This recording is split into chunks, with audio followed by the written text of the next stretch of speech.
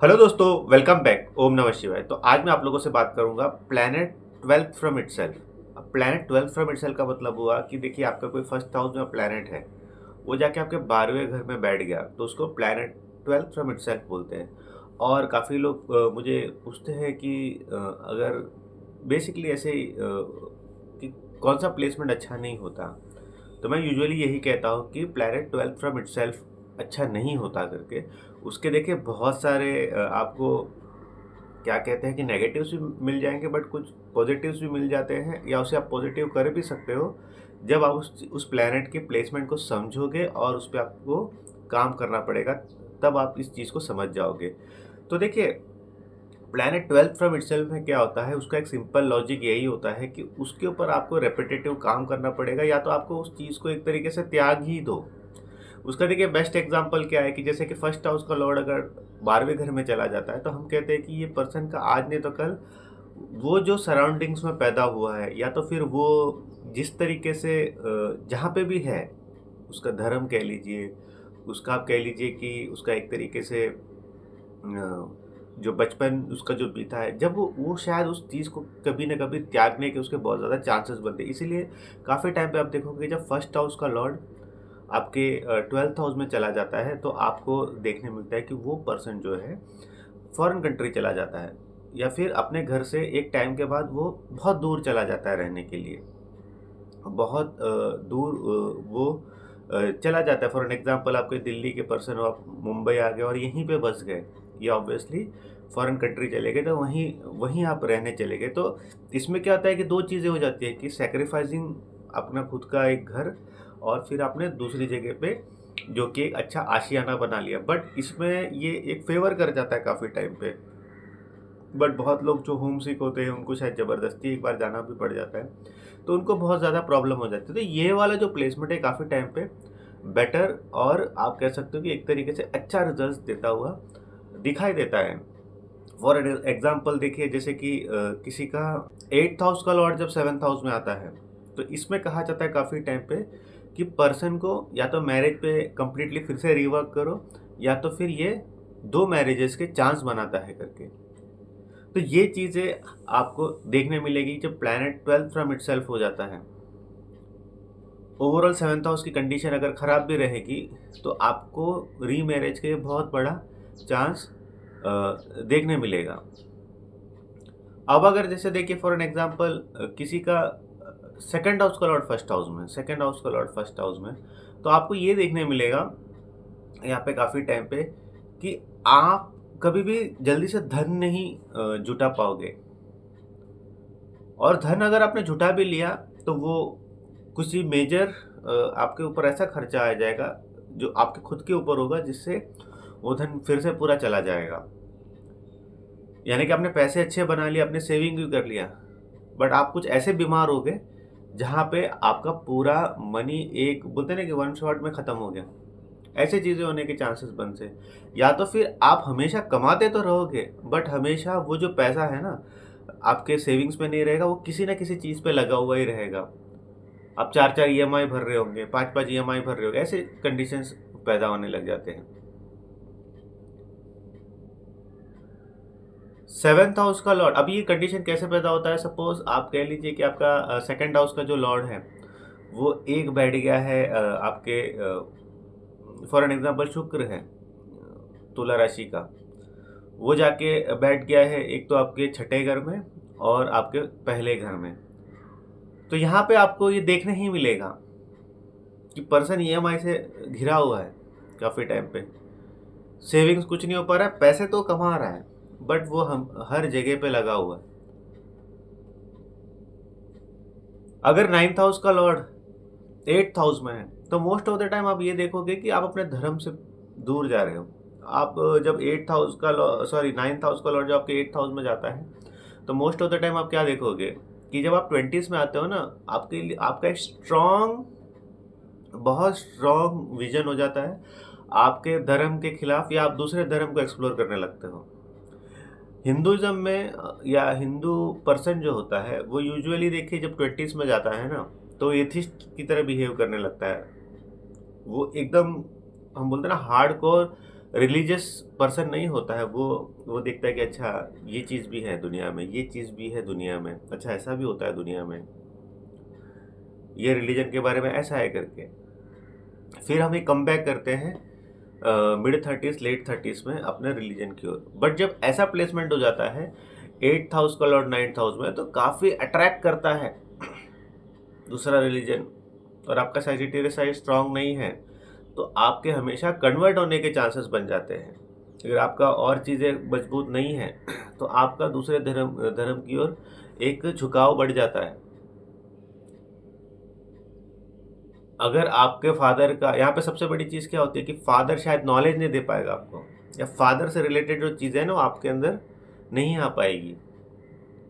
और आपका अगर एसेंडेंट लॉर्ड वीक हो गया तो जो 9th हाउस का लॉर्ड जो 8th हाउस में बैठा है ना, काफ़ी टाइम पे आप ही अपने भाग्य को, बोलते हैं ना कि एक भाग्य रहेगा जहाँ पे आपने उसको अंडरटेक नहीं किया। फॉर एन एग्जाम्पल, आप एक अच्छा जॉब कर रहे हो, या तो फिर एक ऐसा जॉब कर रहे हो जहाँ पे आप बहुत ज़्यादा सेटिस्फाइड हो, बट आपको बहुत अच्छी अच्छी अपॉर्चुनिटीज़ आ रही है, बट उस सारी अपॉर्चुनिटीज़ का आपने क्या कर दिया, आपने फ़ायदा नहीं उठाया। वही तो आपका लक था, आपका लक वही था, 3 3 4 4 जगह से अलग अलग पैटर्न में आपको काम आना, बट आपने उसको नहीं चूज़ किया, तो वहाँ पे आपको लॉस होता हुआ दिखाई दे रहा है। और फिर बहुत टाइम के बाद आपने चीज़ें समझी, तब आपको वहाँ पे जाके जो कि आप उस पे काम करने लगे, फिर आपकी चीज़ें सही होने लगी। जैसे 9th हाउस को लॉर्ड 8th हाउस में होता है तो काफ़ी टाइम पे आपकी बहुत ज़्यादा एनर्जी इन लॉस के पास जाती है। अगर जो वुमन है जो मैरी करती है, तो उसको कहीं ना कहीं बहुत ज़्यादा इन लॉस, जो आपका जो पति का घर है वहाँ पे इन लॉस के साथ बहुत ज़्यादा आपकी एनर्जी स्पेंड होती हुई आपको दिखाई देगी। जैसे कि देखिए 5th हाउस का लॉर्ड आपके 4th हाउस में है फॉर एन एग्जांपल, तो यहाँ पे आप मोस्ट ऑफ द टाइम देखोगे कि आप जितना भी अच्छा कर रहे हो या कुछ भी कर रहे हो, वो सारा घर में यूटिलाइज होगा, आपके मदर पे यूटिलाइज होगा, या तो फिर आपका जो होम है ना वहाँ पे यूटिलाइज होगा। अब देखो ये एक अच्छा प्लेसमेंट भी है, क्योंकि देखो त्रिकोण का प्लैनेट आपके केंद्र में जा रहा है, तो ऐसा पर्सन यहाँ पे काफ़ी टाइम पे देखा गया कि वो कमा तो रहा है सारा कुछ, वो जो भी कर रहा है ना ज़िंदगी में, उसको फेम भी मिल रहा है, उसको सारा कुछ, वो सारा डाइवर्ट कर देता है घर में, यानी काफ़ी टाइम पे उसके पास कुछ रह नहीं जाता है। बट अगर वो एक ऐसा पर्सन है जो उस चीज़ को लेकर हैप्पी भी है, तब तो ये एक अच्छा प्लेसमेंट हो जाता है। कुछ कुछ प्लेसमेंट 12th फ्रॉम इटसेल्फ ठीक है, इसमें प्लैनेट क्या है वो भी जानना बहुत ज़रूरी हो जाता है। काफ़ी टाइम पे आप देखोगे कि ये जो प्लेसमेंट है, ये आप जितना भी अच्छा कर रहे हो, बट घर पे एक तरीके के डिमांड्स बने रहेंगे और आप उसको फुलफ़िल करते ही रहोगे। बट यहाँ पे चीज़ें क्या हो जाएगी ना कि जब आपकी ज़िंदगी में अच्छा नहीं चलेगा, तब आपको पता चलेगा कि आप जो कर रहे थे, जिसके लिए कर रहे थे, वो आपके लिए फ्रूटफुल रिजल्ट्स दे रहा है कि नहीं।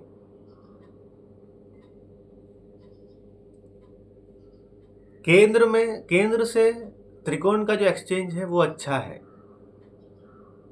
जैसे कि 5th हाउस का लॉर्ड 4th हाउस में जाएगा, तो ये अच्छा प्लेसमेंट हो जाता है एक तरीके से, क्योंकि एंड ऑफ द डे त्रिकोण और केंद्र हमको पता है कि शुभ हाउस होते हैं करके, त्रिकोण पिलर होता है करके। हमारे हमारे जो कुंडली का पिलर क्या होता है, सॉरी केंद्र होता है 1 4 7 10, तो त्रिकोण से वो एक्सचेंज अच्छा है, जैसे इस केस में हो रहा है। फॉर एन एग्जाम्पल, एक बहुत अच्छा एग्जाम्पल, जैसे देखिए किसी का 10th हाउस का लॉर्ड 11th हाउस में जाए, यानी कि सेकंड फ्रॉम इटसेल्फ हो जाए, यानी कि जितना भी काम करेगा ना उसके सारे रिजल्ट उसको मिलेंगे। उसके पास कोई डिज़ायर है, उस वो डिज़ायर को देख के वो काम करेगा, उसको रिजल्ट मिल जाएगा। यही फ़र्क होता है first Lord second from itself में और 12th फ्रॉम इटसेल्फ में। क्या होता है कि आपको बहुत एनर्जी लगानी पड़ेगी।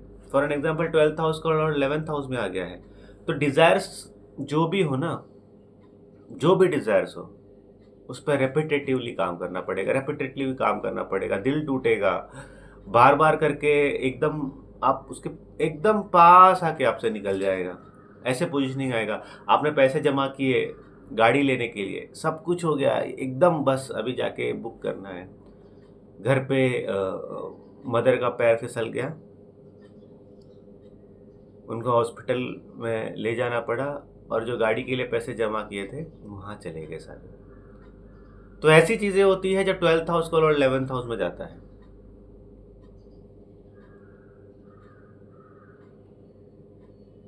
11th हाउस का लॉर्ड जब 10th हाउस में जाता है, person most of the time ये करता है, पहले डिज़ायर सेलेक्ट करता है, फिर काम पे जाता है। जैसे होता है ना कि यार ये चीज़ें हैं मेरी ज़िंदगी में, पहले काम नहीं, काम पहले करना होता है, उसके बाद डिज़ायर पे फोकस किया जाता है। बट यहाँ पे ऐसा होता है कि आप एक तो यहाँ पे ये हो जाता है कि आप हमेशा अंडरपेड फील करोगे अपनी ज़िंदगी में। जिसका भी 11th हाउस और 10th हाउस में रहेगा ना, वो हमेशा अंडरपेड फील करेगा अपनी ज़िंदगी में कि यार मैं इतना काम कर रहा हूँ, मेरे को इतना ही क्यों मिल रहा है। बहुत टाइम पे अंडरपेड फील करेगा वो। दोस्तों के लिए सब कुछ करेगा, दोस्तों से कुछ नहीं मिलेगा।